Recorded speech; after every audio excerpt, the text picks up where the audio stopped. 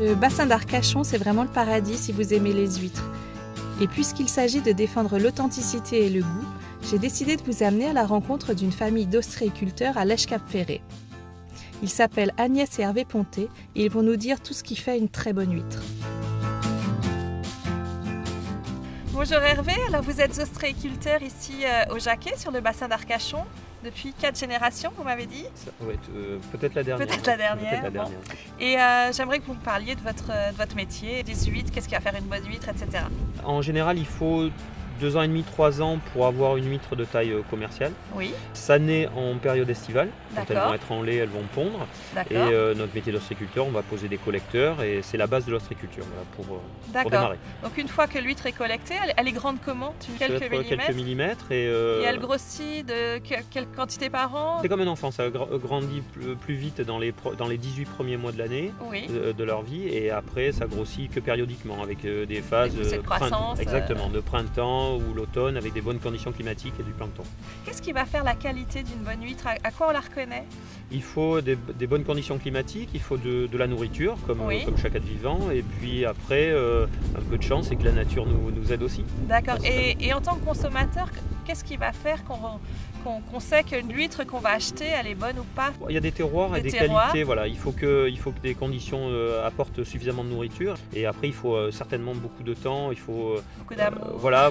Beaucoup de travail. Du travail pour effectivement que le produit arrive à des bonnes qualités. Ouais. Ici, on est au Jacquet, sur le bassin d'Arcachon. Donc, est-ce que les huîtres d'ici, au Jacquet, est-ce qu'elles ont le même goût qu'à l'île aux Oiseaux, à quelques centaines de mètres ou milliers de mètres d'ici? En général, ça peut avoir le même goût, mais ça fluctue par rapport aux conditions de stockage, de conditionnement et puis des aléas de la nature. Une fois qu'on a acheté notre huître, comment on la conserve?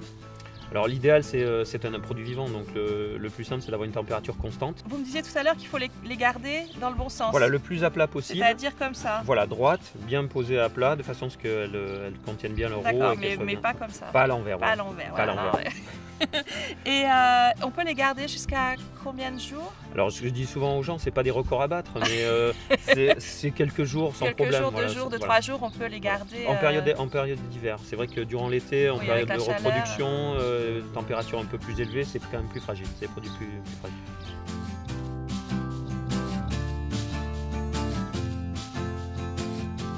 On peut parler des huîtres triploïdes parce que je sais qu'ici vous faites des huîtres naturelles, on va dire. Une huître triploïde, c'est une huître qui est née en milieu artificiel, donc dans des écloseries, et qui est manipulée de façon à ce qu'elle n'ait pas de reproduction. D'accord, donc elle ne soit pas laiteuse. Pas de laitance durant l'été, et donc elle ne peut pas se reproduire. Et le nom de triploïde, c'est parce qu'elle a un nombre impair de chromosomes. Et ici, donc vous faites des huîtres naturelles. Donc ça veut dire que l'huître, elle va varier selon la nature, selon. Voilà, suivant la période avant d'être en lait, elle va être grasse, suivant les apports de plancton. Après, elle va avoir pondu, donc elle sera maigre. Oui. Donc moins de chair, moins croquante. Oui. Mais c'est la nature qui nous guide, tout simplement. C'est pas mal. C'est pas mal, c'est un peu vital. C'est ça.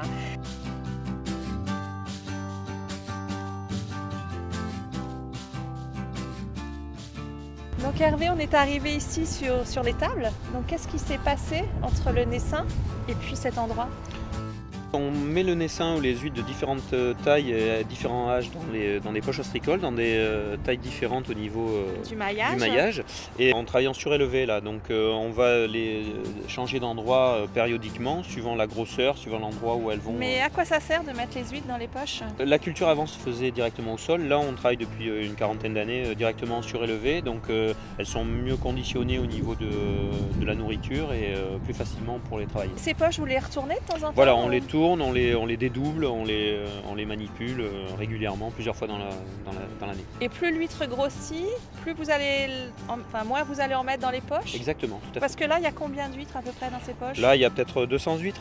Et après, dans la dernière poche au maillage le plus gros, il en restera on essaie combien? On essaie d'en mettre de moins en moins, de façon à ce qu'elles aient justement suffisamment de nourriture pour bien être élevées.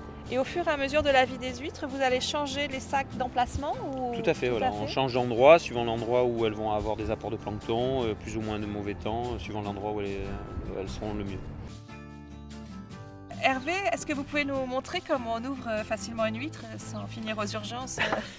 Alors il faut simplement un couteau de lame courte, rigide et le Oui. plus pointu possible. D'accord, La seule sécurité qu'il faut, c'est le pouce au bout de la lame. d'accord, Pour pas, alors quand on est droitier bien évidemment, oui, le muscle se trouve toujours, alors quand vous tenez votre huître, la pointe vers vous, d'accord. d'accord, Le muscle se trouve toujours du côté droit à moitié de la hauteur. d'accord. Après, il faut bien le saisir, donc le pouce au bout de la lame et donner une petite inclinaison de façon à perforer juste en face du pied. Et là, elle est ouverte, voilà, tout simplement. C'est magique. Voilà. Et après, on a juste à faire levier pour lever le couvercle, tout simplement. Oui. On enlève bien ce qui se passe, qu'il y a dans la coquille supérieure. Et voilà, Ah, on c'est a une jolie nickel, il n'y a huître. pas... Oh, c'est trop beau. Regarde. Voilà, bien charnu.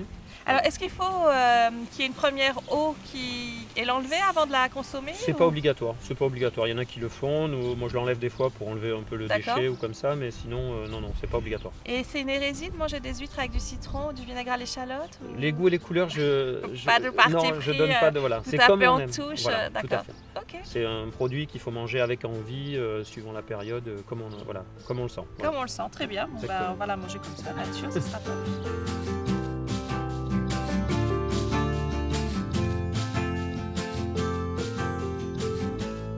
L'huître est l'un des produits de la mer les plus connus, surtout ici sur le bassin d'Arcachon. Mais il y en a aussi beaucoup d'autres dont le goût s'accorde vraiment très bien avec le goût du melon. C'est ce que je vous propose de découvrir tout de suite. Allez, je vous amène voir la recette.